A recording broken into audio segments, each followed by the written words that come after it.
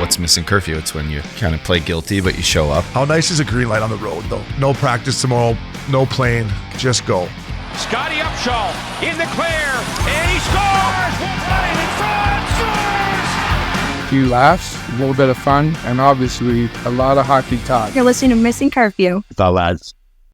Fella, My man. curfew calls, We're back baby. at it. What did you think? I thought they were great.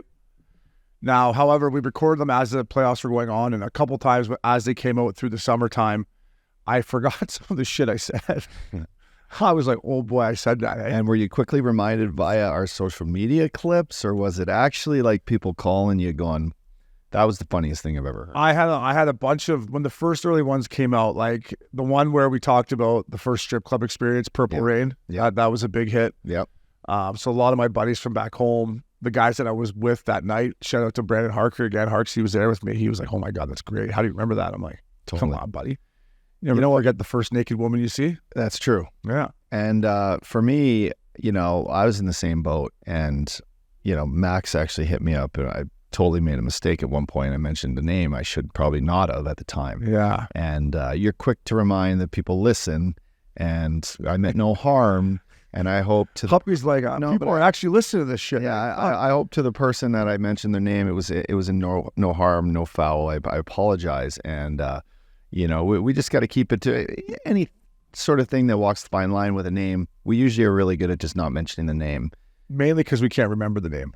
That's very true. But in this case, of course, I remember the name. I just wanted to quickly state that was of no intent to harm. It was all clean fun here. Yes. It was all clean fun. This is like the locker room for us, and especially when curfew calls start humming, where we just, obviously we got the curfew calls coming in for you. Max and Prince are doing a great job with it.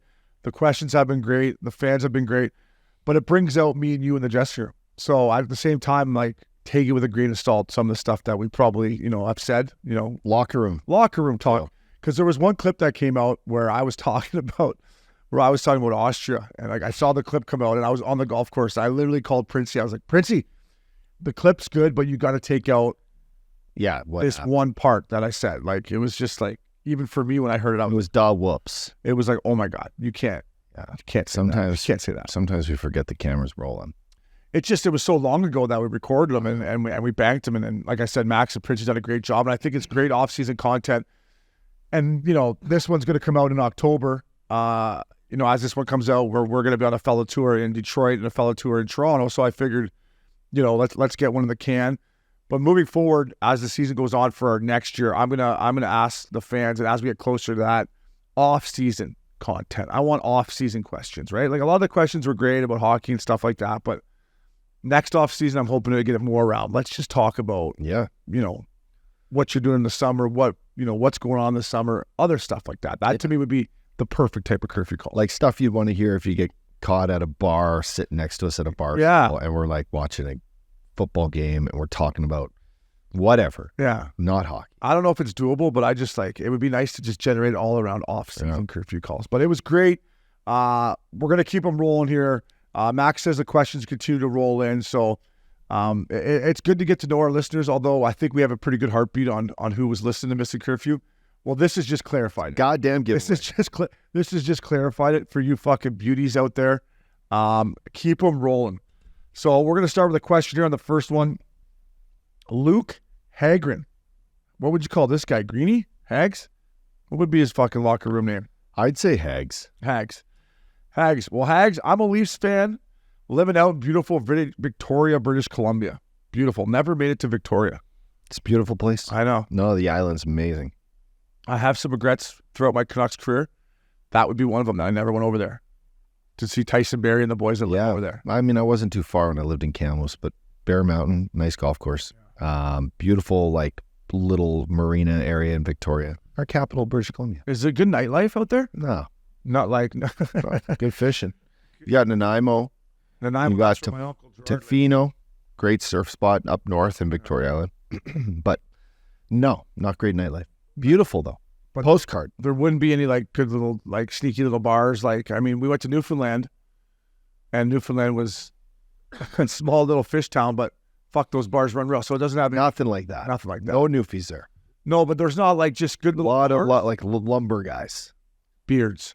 Guys that are wanting to get out in the wilderness, cut down those trees, fish, wildlife. Stinky. No, I think they Stinky guys. You tell me a lot of stinky they're guys. like eat the mushrooms, smoke the pot, Hippies. be out in the wilderness. Beautiful. I mean, beautiful surroundings, right? You're surrounded by water both sides, big trees, fucking fish. Nice big fucking eyes. fucking nice eyes. Fucking fish.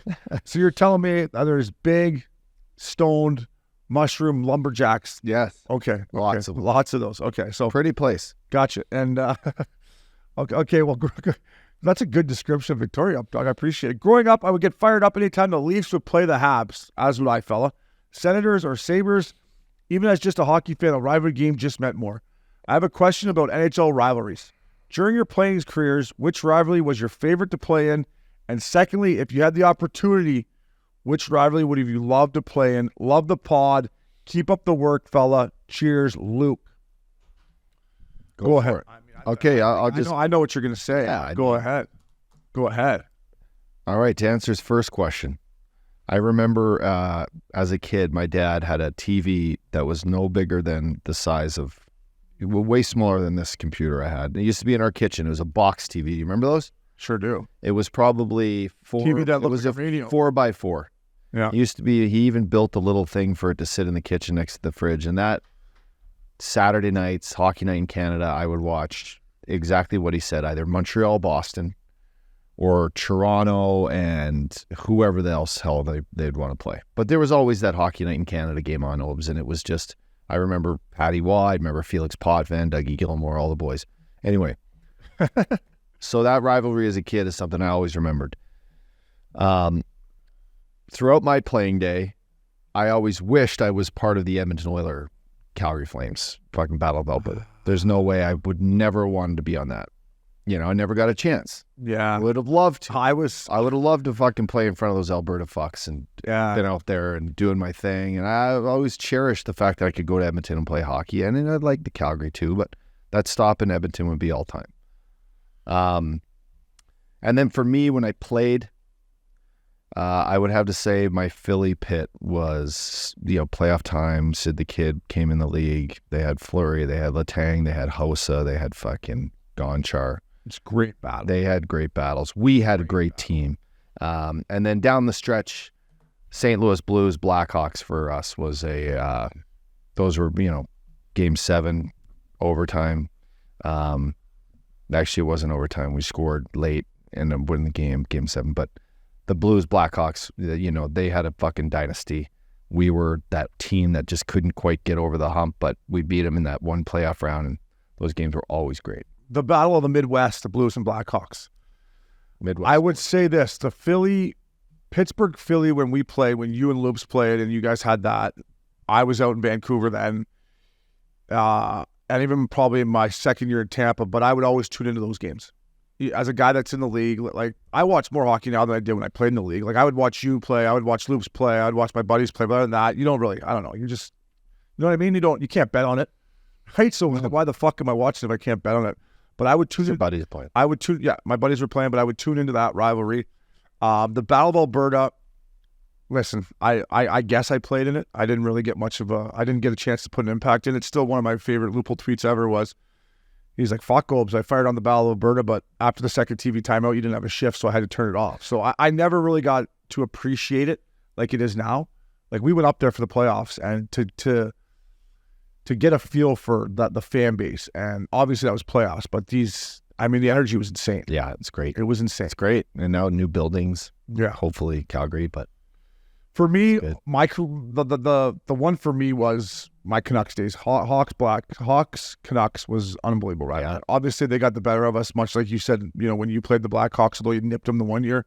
My 2 years they knocked us out, but old school hockey. Fucking line brawls, chirping, like some of the stuff that was said on between benches there. I still remember. Ooh, like there's a couple things where even A little worse than the stinky glove. oh, way worse. Yeah, even like there was stuff that you can guess who they were on the Vancouver Canucks say it to them, and I'm even like, whoa, fuck, buddy, that's offside. I'm on your team, I'm on- and this is still fucking bad. Yeah, and they fire stuff right back at us. Like it was a great rivalry. It was ruthless. And the ones that I wish I wanted to play in were obviously you know, if I could have been a Toronto Maple Leaf, Leafs Habs, and then the Battle of Ontario, Leafs Sens. But you talk about growing up, you know, out west, the Western Leaguers that I met, they never liked the Leafs because they got too much attention growing up. Did you ever have that feeling, or because Big Scott was a Leafs fan, you didn't care? But you talked to Sheldon Brookbank, Loops, Kunitz, Joel Steeper, guys that I played with, like, fuck the Leafs. Every time you turn the game on, it was always the Leafs. We don't want to watch the fucking Leafs anymore. I think you touched right on it. It was, for me, it was, I understood hockey through my dad's eyes because he was my mentor and the guy that taught me how to skate and how to play and how to think about the game. And he was just a Leafs guy. His more focus was just chirping the Habs. Yeah. Than ever like saying, hey, by the way, like, you know, we're in Alberta, you know, you're okay to like the Oilers. You know, you're okay to like Pavel Bure and the Vancouver Canucks, which I did. But, you know, the Oilers, and I guess we have a point there coming from Alberta. Like, our teams were better than your teams. Like, our teams had way more success in the 80s and early 90s, like Calgary and Edmonton. Yeah. Always were like better teams and had more success than Toronto. But you're the mecca of hockey, and you get, you know, Toronto Maple Leafs being the most, like, you know, winning franchise other than, say, Montreal back in the day, right? But they've created, you know, the hockey hotbed. They had Maple Leaf Garden, which is iconic. Oh, I love that place. And you know, that Maple Leaf jersey is kind of what you look at and you think hockey, right? It's like totally. Like you look at that jersey and you're like, oh, that's where the NHL started, which, you know, they're an original six, but I think that's just kind of hockey's holy grail. It's where the Hockey Hall of Fame is. It's where, you know, you look back at just legends that have played the game, and they played right there. Totally. And talking about the Leafs jersey, like, I'm almost ready for, I think they should go back a bit. Like, go back to the Wendell Clark era. Yeah. Right? Like, I don't know, like the one right here. Let's see if I can find it. Like the black third. Like, see this is Sundin. But like, look at that. That's the one where Wendell, you know, like, yeah. Like, people would have said that was shit. Now I think that would be great with, like, the Maple. Like, this is their jersey now. Like, it's just, to me, I don't know, a little plain, right? Classic, traditional. Looks good. Plain. I mean, they got great unity. Do I like the Justin Bieber I black actually one? text Revo that this week. Yeah. I said, buddy, the blue and white looks fucking nasty. I'm like, nasty. he's got to wear some good ones. Do I like the Justin Bieber black one? Is that what you're gonna ask me? Do you like that black one? Is it the Bieber black? I mean, this one? Let's see. Yeah, you like that? I don't know. I don't like it. No. Do you like Good it? for a third? I mean, it's good for Justin Bieber. Anytime you get Biebs involved in the NHL, it's good for the game. But I don't like when they rock them. No. But I'm old school, man. I just chose the ones. I like these. Yeah, I no, like I think that's a great. That should be their number. That Look should be at the that. jersey. Yeah, The old school ones with the white down the pants. Yeah. No, but something about wearing that jersey, I'll never forget. I was playing for the Canucks, I believe, and I came in for pregame meal.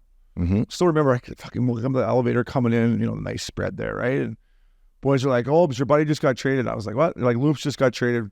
It was deadline day, I think, right? You get traded deadline again to the Leafs? Yes, it was. Yeah, I remember I was too. I was in the room in Dallas. I was getting ready for a game in Dallas, Anaheim to Toronto. Yeah. And so whatever, I text him, fella, I'll give you a buzz after a pregame meal before I shut her down. So I called him, I said, "How you doing?" And this is right when he was building his sick beach house out here, right? And he was kind of down the dumps. I'm like, "Buddy, I'm telling you, as an Ontario boy, when you get there and you put that jersey on and you're playing at the Air Canada Centre and it's sold out every night, and this had nothing to do with the off-ice stuff that I knew was coming his way to begin with when he, you know, single good-looking guy in Toronto. I knew what he was going to do there, but just, and honestly, after the first month, he was like, "Fuck, Obes, you're right." Like, when you put that jersey on and you play in that city, it's like Crazy. crazy. What year is this now? Like 2010 for him? When he got traded? Yeah. Seems like not too. Yeah, probably. That's. You No, because it was in two. No. Do you struggle with that, Uppy? When, like, let's say you're playing a golf tournament or something, and someone's like, "Hey," No, because I signed in Florida in 11, and at that time I had a chance. Loops was like, "You should consider Toronto. There's a chance, like, we call you on July 1." When did he go? 2009. He went there. he was in Toronto. He got there in 2010, 2011. Yeah. Okay, let's play this game. I want to see, because I suck at this. Like, where people are like, Yeah. "What year were you in Vancouver?" I'm like, "Fuck, I don't remember." Let's see if you remember. Scotty Upshall, hockey DB. Okay.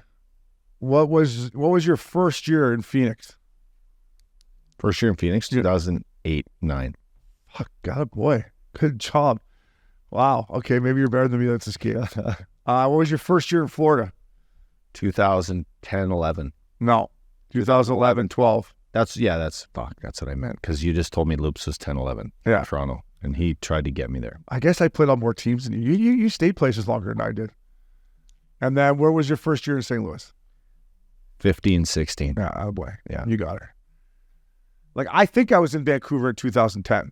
I think. Let me check. It had to be, It's right? kind of tricky. It's a tricky game. Well, when you played for as many fucking teams as I did. And when you're a little foggy, There you're we go, getting Shane hit, O'Brien. you're going out. It's just a full thing. You're just trying to learn. See, look at my new first odds year. numbers. Yeah, oh, fuck. My first year in Vancouver was 2008, 2009. 2000. Yeah, so I was off by 2 years. So you're 8-9. So I was just getting to Phoenix. You were in Van. I was in Van. Yeah, so we had a good picture. I was in Nashville when Loops got traded to Toronto then. But I only stayed in places for 2 years. Like you had 4 years in Florida. Yeah. So look, when Thank God I had that when no you're getting trade. I would have been traded out of there a year in. Yeah. When you get traded every 2 years, it's like, I can't remember what year that was. Fuck, I don't know. But some of the rivalries that I would like to play in now, I think the Vegas Golden Knights, Los Angeles Kings rivalry is one that I think is going to continue to grow. Yeah, Vegas two great winning last teams. year, 2 great cities, Big, good team. 2 great barns, Yeah. 2 great crowds. You're going to have some celebs in LA. There's going to be some celebs in Vegas. I think that one there, as it continues to grow, is one that would be fun to be part of, and I think it's going to get better. And then for me as an ex-Canuck, I would like to see this Canucks Kraken one.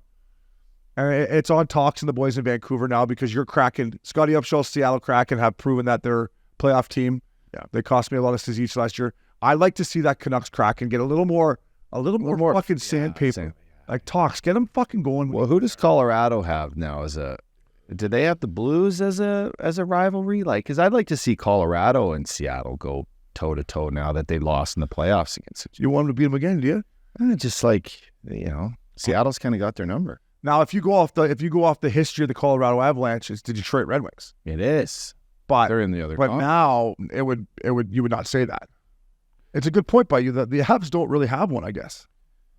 I would say Vegas beat them out of the playoffs a couple years ago. Remember we were there? Yeah. Is it Minnesota? No. Minnie's almost St. Louis. Is it St. Louis? No. Right? Like I'm just trying to look at the divisions. It could be Vegas. It could be Colorado, Vegas. Yeah. LA should have the Ducks, but they just steamrolled them. The Kings Ducks rivalry is not what it once was. It used to be when I played on the Ducks and throughout our career. Like remember the conference finals they had? Yeah, I mean that used to be that freeway classic, whatever they call it. It was a fucking fights, hits, chirping. Now I think the Kings just kind of come in and do whatever they want, don't they? Yeah, if history would say so. Yeah, the last little bit. Yeah. But I don't know. Knights and Kings, I'm going to say that one for me. I'd like to see that one continue to heat up. But Agreed. Luke, great question for us. Maxie, send us a call in, fella. What are we going here from Chris P. Kelly? Boys, Chris P. Kelly from Boston. First time caller, long time listener. Love you guys. Rest in peace, Jimmy Scoops Hayes, Boston legend. I was an equipment guy in the AHL when Obi played in the AHL. Loved watching him pester people and play. Was just wondering, you guys got any funny stories about equipment guys or things in the locker room that have to do with them? Keep it going, boys. Love the show. I'll keep listening. You want me to start? Great accent. Good accent. What was his name? Chris Chris Kelly. Kelly. Chris Kelly. Oh, Kells. Ottawa Center. Good two-way forward. Yeah, I wish you would have told me where he was equipment manager in the AHL. I'm trying to think like Lowell or Worcester. Yeah. Or where the fuck was it? Or somewhere like that, probably. Providence, Rhode Island.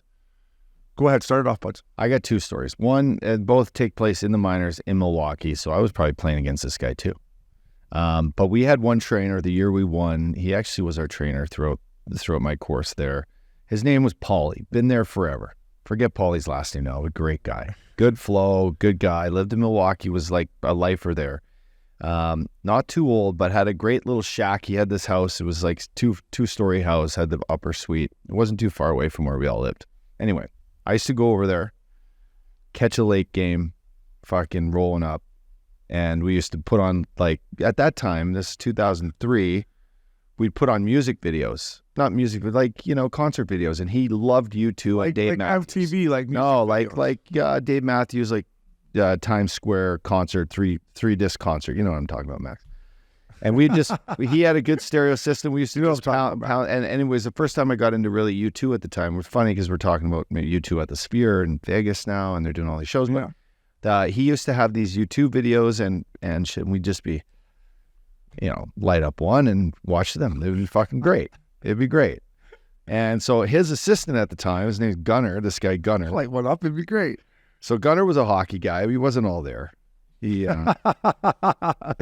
he wasn't. He fucking, I don't know what position he played, but fuck, he was dumb as nails.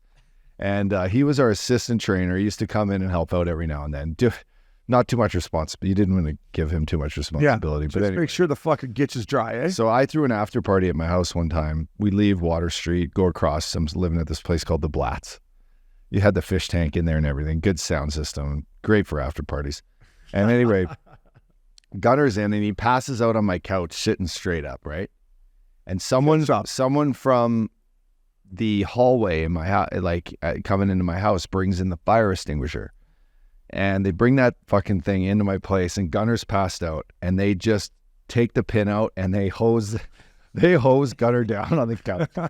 And he is fucking covered in yellow dust, like chalk. He's just like, and he gives like a, and so fucking everyone hits the deck, because if you've ever sprayed a fire extinguisher in a small room, it takes all the oxygen out of you. No one can breathe. We're opening up the windows and shit, and Gunnar just stays sleeping on the, and he's like, and buddy, the cleanup crew that had to come in and clean the shit out of my house, it took months. There was dust and chalk everywhere, but Gunnar just kept sleeping right through this. It was incredible. Did you care? Like, I didn't at the time. Did you say, hey, well, you know, I'm a neat guy. That's what I mean. I'm thinking like, no, but when you saw his face and the laughter that it caused, it was worth every penny.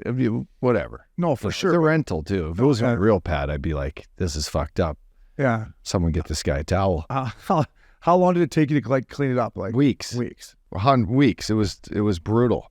I think it was, I don't know. I might could throw this out there. I think it was Fiddler hosed him down. But if it wasn't him, he saw who did it, and I don't know, a long time ago. But just so they just grabbed the fire extinguisher out of the hallway, or out of the hallway, and said, "Hey, he was done." How's that shit good to breathe? That's probably not great to breathe. Not great. It's like sulfur and chalk. I know. It's not perfect. I was living there for fucking a month and a half. You're like, fuck, my lungs are kind of in here. Yeah, it wasn't good. You need one of those N95 masks. Why can't I breathe? Yeah. Yeah. That's what he did. It was not perfect. But yeah, Paulie and my boy Gunnar there. Good guy. Yeah, I just remember you guys talking about how much Nasty's meant to you in Philly, right? Yeah. We didn't even get in the pros. Yeah. He's the minor. Minors, I can't fucking remember. But I mean, our boy who was with the Capitals now had Portland was an unbelievable guy. Just a good dude. I can't remember our trainers in Cincy. Fuck, it was so long ago. But I mean, my favorite of all time is Frosty and Moods. I mean, those guys, I got a short cup of coffee with them, but the respect that Kings of Leon. Yeah, Kings of Leon. But Moods and Frosty on the plane, going up and talking to those guys, like, the boys loved them. There's no one better. And I mean, for me, when I think about, you know, remember Partner in Nashville? Of course. Yeah, so Partner was the third guy. And I guess, how would you say Partner? He's just like, he's fucking great. Great, but like, he's got like, I think the boys got him some new jibs now. No, but what would you say? Like, got LASIK. He's kind of like, he's full on just a changed man. I know, but how would you say what he like? He's got a little Down syndrome, or how would you describe Partner? I don't think it's Down syndrome. No, it's not Down syndrome. He's just slow. Yeah, definitely he's a little slow. Very loving guy. Very loving guy. Yeah, again, you're not going to put too much responsibility on. Morning, Shane O'Brien. Morning, Shane O'Brien. He used to call me the devil boy. Morning, Shane O'Brien. Morning, Shane O'Brien. I take him out for lunch once a week to the fucking, what was the pregame spot we had there in Nashville? You used to take him to Amerigo? I used to take him to Outback because he loved the bloomin' onions. He'd eat a full bloomin' onion himself. And he'd have it all in his beard and everything. He's a good guy, though. Great guy. Yeah. Great guy. I mean, well respected by everyone in the league. They come in like Steve Yzerman, take care of him. Brett Hull, take care of him. He loved he used to take care of the visiting room. Yeah, took care of the visiting room, but was on laundry duty. He was sharp, man. He was always on the fucking ball. He could carry my bus to the bag, like carry my bag to the bus. Bag to the bus for me when we were leaving for road trips or whatever. I throw him on a Benji, he'd grab it for me.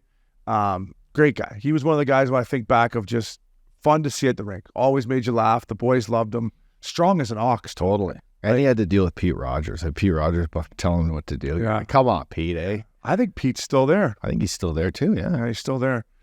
The boys in Vancouver were always good. Patty O'Neill's been there forever. Red was a good dude. Razor in Tampa. I like Red. Razor in Tampa was great. He was our head equipment guy. Tom Mulligan, who's still there, the medical guy, was a great guy. Not too many bad guys. No. Not too many bad guys. Good guys. Calgary guys I didn't really get to know because I didn't really play, so it didn't matter. But I like my boy in St. Louis was good. Chad O'Neill is a good guy, and Cliffy and Joel is a great guy. Cliffy in Colorado was good. Young, good-looking guy, Cliffy. Yeah. Young, good-looking guy, Cliffy. Yeah. I don't know what he's doing. I don't think he's with the Avs anymore. But anyways, those equipment guys, they're huge to the NHL. They're huge, especially the American League. Nasty. The guys in the American League, don't get me wrong, the guys in the show work hard, but these guys in the American League, man, get off the bus 6 in the morning. You met Doug Agnew, right? My boy from medical guy from where did we hang with Doug in Nashville? Great guy. Yeah. Did you ever have him in Milwaukee? No, but he came. He told some funny stories. Yeah, it was great. It was great. So, Chris Kelly, thanks for the call, buddy. Updog, read that question number 2 here, fella. Yeah, fuck yeah. Here, let me see. What do you got there? Put it right here. This question hails from Kevin McPhail. Is that how you say that? McPhail. I was wondering what you guys would call this guy if he Kevin was on your team. McPhail. McPhail's a tough last name. McPhail. Hey, McPhail. You fucking failing. McPhail, you a fucking donkey. How about mixed success here? Mixed success here. We'll switch it up. Hey, failure. You keep turning the fucking puck over, man. Get it out for God's sake. Failey, have a seat, but you're not going tonight. So listen, he asked Obes right off the hop here. Obes, can you talk about what it was like when Sundin joined your Nucks in 2009, making only 10 bananas? Prorated. I mean, fuck. That's with Matt Sundin. Yeah. Do you want to finish the question? You want me to jump in here? And then he said, same question for the updog. Jaromir Jagr joining the Panthers in 14-15. He wasn't making 10 bananas. But, yeah, I'll touch on mine first if you want. Yeah, sure. Yogs wasn't talking much when he got in. No? No, he was just, he did his thing. He sat there. He worked out all day. He wore fucking ankle bracelets walking around, shooting 10-pound medicine balls up against the wall for an hour. Wouldn't leave the ice. Loved the game. Was great with our young guys. He took Barkov, who didn't speak much English at the time, took him under his wing, kind of taught him what Yogs thought was how to be a pro. Yeah. I guess it worked pretty well. Bark's, turned into the player he is. A good guy. Decent player. But like, I was always like, is Yogs going to like invite me to go to Miami, or is, he's got to have some check models and stuff that he needs like a wingman for. Yeah. No? Well, he wasn't going to let you come in and swoop them all up. Well, I just kept going like, hey, like, Yogs, like it's, game tomorrow Saturday. It's early game. What are you doing after? What do you say? Nima Pentracola or whatever. Yeah. You got any of those broads that, want to go for dinner? Or... I got a reservation down in South. He kind of just laughed at me. Yeah. He wasn't, thought it was a good wingman. You'd probably say. You were one of the fucking best. Yeah. You were one of the best, if not the best. I think you're thinking more Pavel Bure, though. Imagine you would have played with Pavel Bure. Or Fedorov. Yeah. Fedorov would have invited me. Yeah. Oh, yeah. Like Kovalev, when he played with me there, he wanted to take me out. Yeah. Like, I think Bure and Fedorov would be like, hey, Uppy, what do you got lined up? I got some, Russian models ready to rock. Those guys were... Totally. Like, Bure lived in South Beach, right? When he played there? He did. Like, that is legendary. Only guy ever to do it. Yeah. Were Yogs... I don't know, man. Like, we talked earlier that he was still playing, right? I don't know, like, is he... He's just kind of been a little selfish with that. I think so. Like the models. There's stories about Yogs where he would go to Vegas and like he wouldn't leave the hotel. He'd just play cards and that was it. Like he'd gamble, go back to room. Like he would never go out to like clubs or anything like that. Like I don't think he's that type of guy. Because if he was, he would have invited you. Totally. Why would? I think he's got something. He's got a nice Rolodex though. He's he's still playing at 51. He's obviously doesn't. I'm not interested in a family. I'm not saying he doesn't have. Yeah, I respect that he's still single at 51. If anything. Well, that's a guy that loves the game and loves what the game has to offer him. But listen, he shouldn't be playing still. He should be just chasing around young models at 51 in Spain or wherever the hell you were this summer. That's where he should be living, not... He's there. He takes his breaks for sure. He has one bad game. He probably fucks off to wherever, Saint-Tropez. Yeah, exactly. Gets back in, game mode. Yeah, he's like, thanks, boys. I needed that 2 weeks off. Who we play tonight? Hey, who we got? I would say Yogs, though, when it came to like... I don't know, is he a team guy when it came to like, throwing a, I don't know. I think he was probably really standoffish, did his own thing, probably didn't want people to know exactly what he was doing. That's okay. Where you were kind of a little different than that. Yeah, I was. My job was different than that. Your job was a lot different than that. I had a job that I was there for a reason. Yeah. Just to make sure the ship was going down. I mean, I don't know if that's why Dale Talon brought you in from day one, but that's how you rolled. No, but there was a lot of new players, young players, new ones, but not young. I mean, like just a mixed bag of, hammers and nails that got there. And I was there to kind of help the team mesh. New guy. Yeah. So it was Dino that didn't like me. Yeah. Dino, what can you do? I got called up for one game and Yogs was actually supposed to play, didn't play because he was sick. So I'll cut him a bit of slack because he was sick. But yeah, he just sat in the corner with his vest on, with the weights around his ankles and with the weights around his stick, and he didn't play? He didn't play, but he didn't really talk to anyone. Not only did he not talk to me because I just got called up, but he didn't talk to really anyone. I'm like, fuck, this guy's just kind of sitting in the corner. I guess he's getting ready for the game. But that team in Florida that year was so great because everybody would just muck it up in the dressing room, and he just was kind of chilling over by himself. Yeah. So. But listen, Kevin, about Matt Sundin. Listen, I grew up a diehard Leafs fan. I couldn't believe when I found out we signed him. But the best thing about Matt Sundin is we signed him. When's the last day you got to sign the NHL? It's December something, right? It's right before Christmas. It's 10th or something. So we signed him right the last week. So AB comes in. He's like, yeah, we signed Matt Sundin. He'll be here next week. Oh, fuck, perfect, all right? Come in next week. AV's like, update on Matt's, boys. He's gonna stay in Sweden until Christmas, but after the Christmas break, he'll be right back. Like, fucking right. So there we go. Matt Sundin coming in. Come back from Christmas. Still no Matt Sundin. He's like, AV comes in again. He's like, hey, boys, he's not going to be here till New Year's. I'm like, this guy's a fucking legend, boys. I mean, he's pushed this off a month now. They gave him $10 million. So he comes in the dressing room. I'll never forget. First day I walk in, coming in, I'm definitely not the first guy there. I'm probably coming in right around the meeting time. Come in the back room where I'm supposed to get my gitch on, and there he is. Big fucker, right? Bald head, big. I'm like, holy shit. I'm like, hey, Matt Sundin, Shane O'Brien, nice to meet you.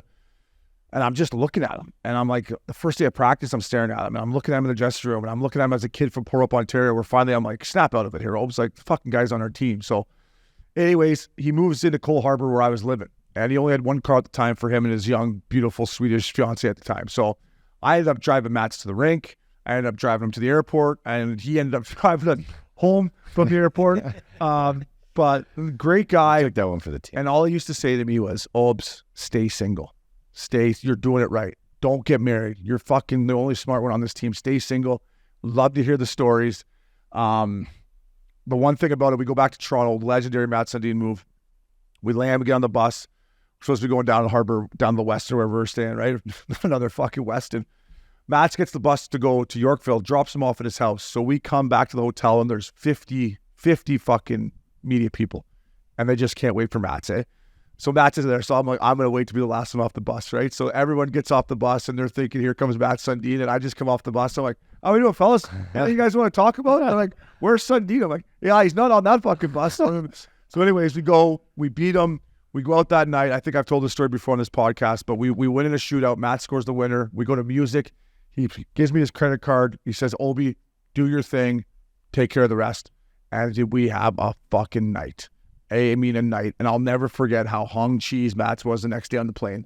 He had the fucking things over his eyes and the blanket up to here, and he was just done. But nice. Great guy. I often say if we could have had Matt Sundin the whole year with training camp, I could be sitting here with a Stanley Cup ring. He just couldn't get.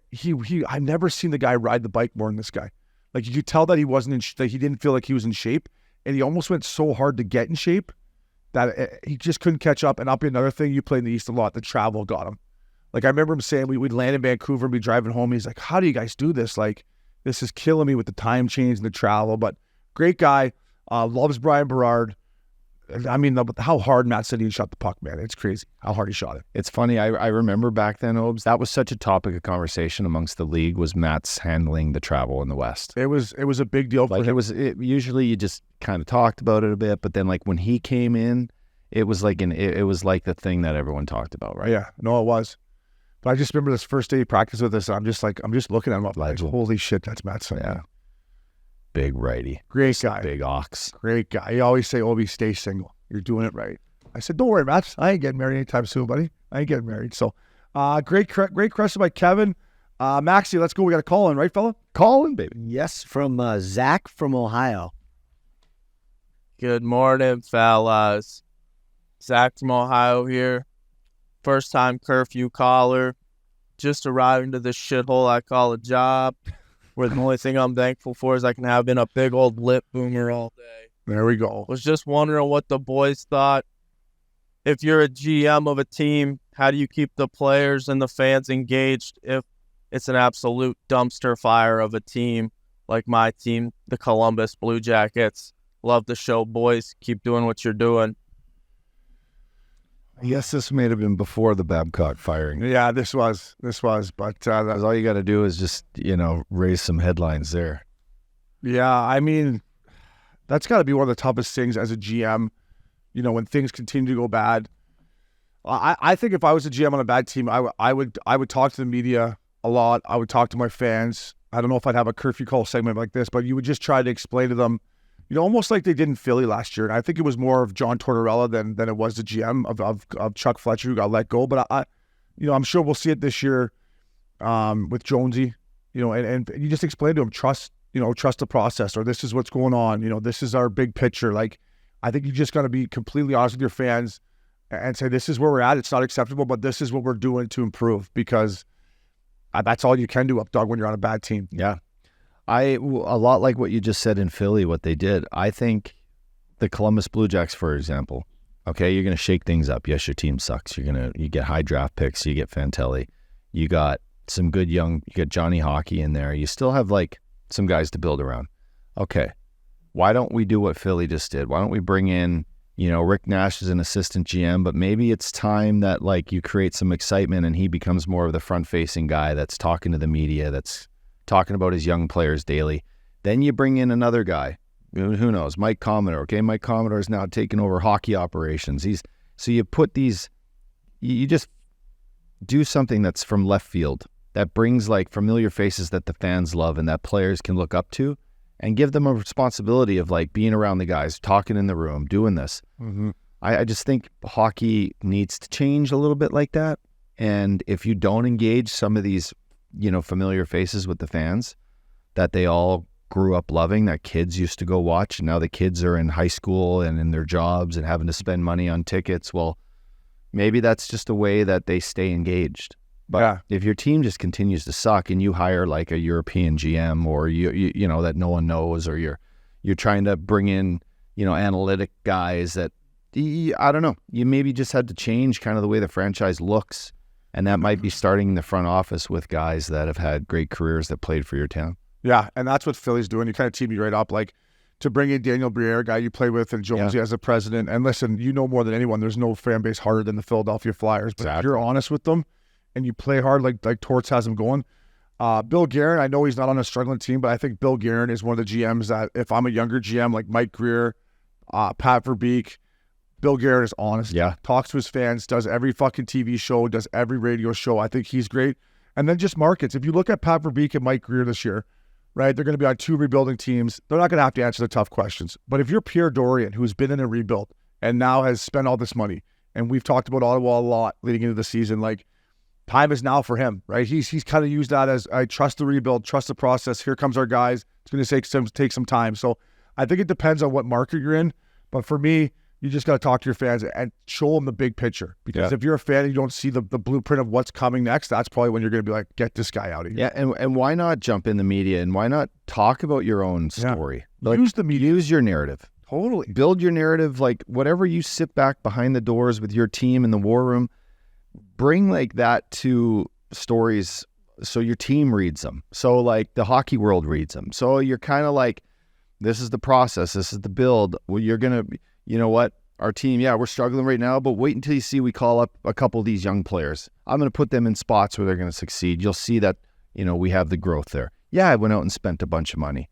You're going to love this, what's his name? Sanderson. He's going to turn into a player. You just watch. We just gave him all this money, but I think, with that pressure and with that position in sports, you do have to kind of take on a little bit more responsibility and not so much sit in the weeds. I don't think the general manager should sit in the weeds that much. That's what I got. Don't hide. Don't hide. Don't fucking hide. Hey, listen, if things aren't going your way, come out, answer the media. I agree with the point by you. Pick out some good college players, good junior players, pick out some guys in the American League. Have a Q&A with your fans and say, listen, we got this kid down in fucking Syracuse or whoever the farm team is for Ohio, for the Blue Jackets, I don't even know, Cleveland maybe, and he's playing great. Like, you got to try to give your fans something to build off of. But I'm with you, Updog. Don't hide, because when you hide, it's just gutless in my opinion, and I don't think it helps anyone. And that's how you get punted out of town. But I love that Zach's got the lip boomers going in. Yeah. Fucking right. Hates work. I agree. Who doesn't? Who doesn't? Who doesn't? Max, we got one more? Reginald. Oh, Reggie. Reggie. Fellas, what's up? Love the pod. Listen every week.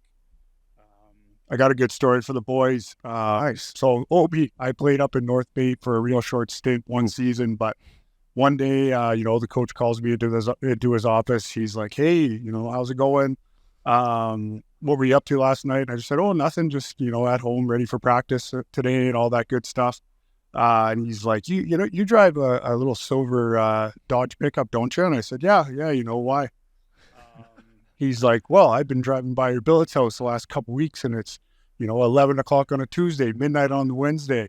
Where the hell are you? It led me to want to ask the boys a question.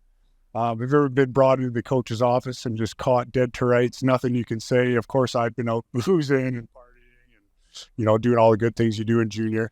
But yeah, just wanted to know if the boys had any good stories from back in the day of just being stone cold busted by a coach. Reggie. Rest in peace, Jimmy Scoops. All right. Have a good one, boys. Fuck Reggie, do I ever. So we're playing in Kingston. Our head coach is Larry Maverick, God rest his soul. And our D coach was, what was his name? No, I'm not going to remember his name, but we're having a tough year, right? Me and Grazie, we're having a tough year. So we were playing, I forget where we were playing, but we had a pretty good bus ride home, like a couple hours, 3 hours, but we were going to get home in time for. So anyways, me and Gratz, we sneaked some booze on the bus, right? We got, I think we brought some Mickeys on there, not beers, but we brought some hard liquor and whatever. We made a mistake and left it behind. Or when we walked off the bus to bring our gear in, they must have smelled booze on us. So we leave the rink, we go to this party I was actually at the girl I was dating's house at that time in high school. So we go to the girl's party. Somehow our assistant coach finds out where the fucking party is. So me and Gratz are downstairs in the basement. We're like fucking hanging out. We're like, hear the doorbell ring. We're like, make nothing of it. And like, this girl at the time I'm dating, Ashley, she's like, comes down. She's like, where's Shane and Josh? They're like, they're over there. Like, I'm like, hey, what's that? She's like, hey, Shane. I'm like, yeah. She's like, your coach is at the door. I'm like, what? She's like, yeah, your D coach is at the door. He's looking to talk to you and Josh right now. I'm like, boys fucking Bill, whatever his name's at the fucking door. So up I go, and sure enough, there he is. Outside, he's like, you fucking guys kidding me? What time is this? This is like fucking midnight probably. That's not too bad. No, I know. He's like, I smell booze on the fucking bus for you guys. You guys kidding me? And the whole time I'm sitting there thinking, how the fuck did you find out where we were, man? Like, did somebody rat us on the team? Like, how? There was none of these back then. No kidding. How the fuck did he find out where we were? They followed you home. He must sniffed have. it out. He sniffed it out. Plus, you got to take care of the young nerds kids. on our team that sizzle us for If sure. you're a junior coach, so right? These kids are 17, 18. And you got to be careful. We were 19. I was 18 going on 19. Yeah. So anyways, the next day, to finish off my story, the next day we had the day off. So I wasn't in school. Me and Gratz weren't in school. So Bap calls us in. He's like, hey, get my fucking office, fuck's sakes. What the fuck you guys doing? I'm like, dude, Matt, we had the fucking day off, whatever. We're just like, we're old enough to drink. I think I was 19. Yeah. I'm like, we can drink. Like, he's like, I know, but enough's enough. You guys got to sign up for school. We got to get you guys in school somewhere. So I signed up for a class at St. Lawrence College in Kingston. And anyways, I didn't make it to the start of the semester. I got traded before. But he's like, you guys got to sign up for school. I had enough of this. So we were caught red fucking handed, man, at the party. And he made us all leave. Like, the party was over. Like, we weren't like, and I had to go back to my billets. I didn't even get to fucking have sex with my girlfriend that night. I go back to my billets and rub one out. But how to this day, up, dog, how you found out where we were, I'll never know, brother. I will never know, Reggie. So I feel your pain, my man. Me and Gratz both got traded. Gratz got traded to Sudbury. I got traded to St. Mike. Did he? Yeah. I got one too. It was the start of training camp. We had fitness testing the next day. And I'm with Derek Kristanovich at Beauty, one of my best boys in the squad. And one thing leads to another, which started off just as a normal night. And then I don't know who we met, but we met a couple girls probably at dinner.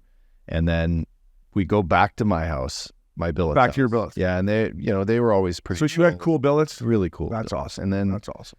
I had a hot tub there, and so anyway, we had a few too many drinks. Yeah. Hot tub, probably a little bit of dehydration for my boy Cresto, and he gets pretty banged up, and like to the point where I just let him sleep in my house, and I stay up with the girls still, whatever. Well, you got to be a good house. You have a good host. Yeah. You got to be a good host. Yeah. But I put him down. Like he was in one, so I let him sleep. Well, There's a water buddy. You lay her down. well, in the morning we wake up and we're not exactly early for this fitness test, and I get up kind of freaking out, and I gotta go like, hey, Cresto, get up like fast. I love that you got fitness testing, you beauties. So anyway, that morning we jump in my car, and I was just in Kamloops not too long ago. So the whole city kind of seeing like, holy shit, I used to drive down this hill all the time to practice. Like, and I'm thinking, fuck, the one time I was late, which was this fitness test, we get there and I get called in the office because his billets called and said he didn't come home. So Dean Evison calls me in the morning. Dean Evison was your coach? And he sits us both down. He looks at us, and this is like 20 minutes before fitness testing starts. He goes, you two fucking idiots. I know you were out past your curfew. Where the hell were you? And I'm like, listen, Dino, we were at my place. And he's like, fucking don't lie to me. I'm like, Dino, I'm going to tell you right now. We were at my place, all right? We got a little banged up. Cresto slept over. And now look at us here. And he was just white as a ghost. He was so fucked. And he's like, well, you two fucking idiots, you're one strike away from me getting both of you out of here. Like, right? And I'm like, oh, fuck. Okay, here we go. And he's like, both of you are first up in all the drills today. So Cresto starts off with like the chin-ups, but and he rips probably 8 to 10 off, doing pretty good. And then he just right to the bathroom. Like it was, the guys were just losing their shit. And of course, I battled through the whole thing and got through it. And that year, I mean, he was a great player and a great teammate. And so this was kind of short-lived, but we got pinched pretty good. I love that you did it the night before the fitness test. It's the guy that's like iconic. Like that's like the one night of the year you're like, fuck, I can't go out tonight. No, it just, well, like I said, one thing led to another, and we just, we weren't gonna just say no. We were just having fun. How many years in the league are you now? Is this like you're heading into your draft year? Like you're highly touted. I'm going to go first overall. So, I mean, you're always in good shape. You weren't too concerned about the fitness test, obviously, right? You knew you're not at all. I was in shape. I was ready to rock. You knew they weren't sending you down to junior B. They weren't sending you back to the Fort McMurray Iowa Barons. No. It was I was an 18-year-old. It was my draft year. Yeah. Felt good. Junior hockey, man. I know. If you think about like really what, we play 8 games or 66 games. You're on the road a lot. Yeah, you're going to school, but it's your kids just trying to make the NHL or do whatever, and it's just a complete gong show, really. It is, but it's tough to navigate through it all. The billets are so good. Like, billets are good. Gotta have a good bill. I was very, very. So you guys know what billets are, right? We live with those families, right? So yeah, you go in there. They take you in. They teach you something new that you haven't really learned with your family. It's completely different. Completely different. I learned how to cook. I learned how to, a lot of things. Nutrition, cooking, importance of like sleep. Like I learned a whole new thing from my billets. So you only had one bill your whole time. I was unfortunately when I first got there, I was in one house and that wasn't working out via my opinion. Yeah. So I actually left and went home, and I was back home for maybe 10 days. And then I'm like, if you guys figure out billet situation, I'll come back. Yeah. And they did. And I stayed at one billet. Well, in fact, my last year they moved away and I lived with their friends. Yeah. The Hills, which were incredible too. So I was very lucky. Yeah. My first year at Kingston, like I made the team and all I really requested was I wanted to be with a family. Like I wanted kids and a fucking dog. And what do they put me with? 2 of the oldest people ever. And they were sweet, but like, it was just like. That's not right. I go down to watch TV and he'd be sleeps on the fucking in his chair. You want people that have the energy for you, that you can talk to about your things you're going on. And usually that's parents. Yeah. It's usually parents that have teenage kids. And exactly. My billet parents had a son, Tyler, who I played against. He moved away and was playing junior against us.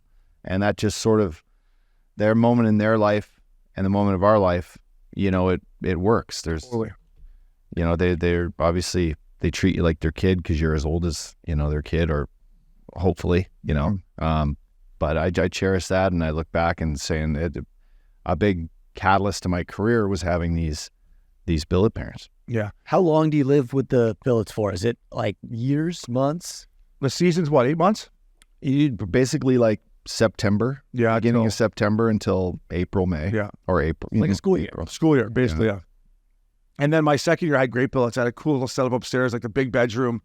But I had to move billets because I just got too fat that year. They just had fucking so much food in their house, man. There was pizza pops everywhere. I love Toast Crunch. Come on. I grew up on pizza pops. Buddy, I showed up at camp at like whatever, 220. Fucking Mav's like, how much you weigh? And I'm like, I don't know, I feel kind of chunky or whatever. I get on the scale like 245 or something, like 17 years old. And then obviously he's like, what's going on? I'm like, I'm just eating the food that, they're providing me. Like, what the fuck do you want me to do? Give some extra $80 a week to buy some veggie. They couldn't get me out of it that year, but the next year my agent called. He's like, hey, you can't live in the same. And they were great. The kids were great. The people, I was just eating like a truck. Like, cookies. I was like home cooked meals, bro. It was then my third year I had the best cooked.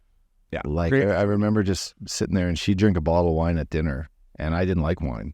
Shocking. And now I look back going like, shit, I wasted all that time to drink some nice wine. Yeah. They couldn't afford to keep you if you were drinking the wine the way you were now. They'd be like, hey, the Cannadips players, so we can't afford this Upshaw. He's drinking $500 bottles of wine a week here. So do you guys ever go back, like, once you're in the NHL and like, do stuff for your billet families? Not enough, no. In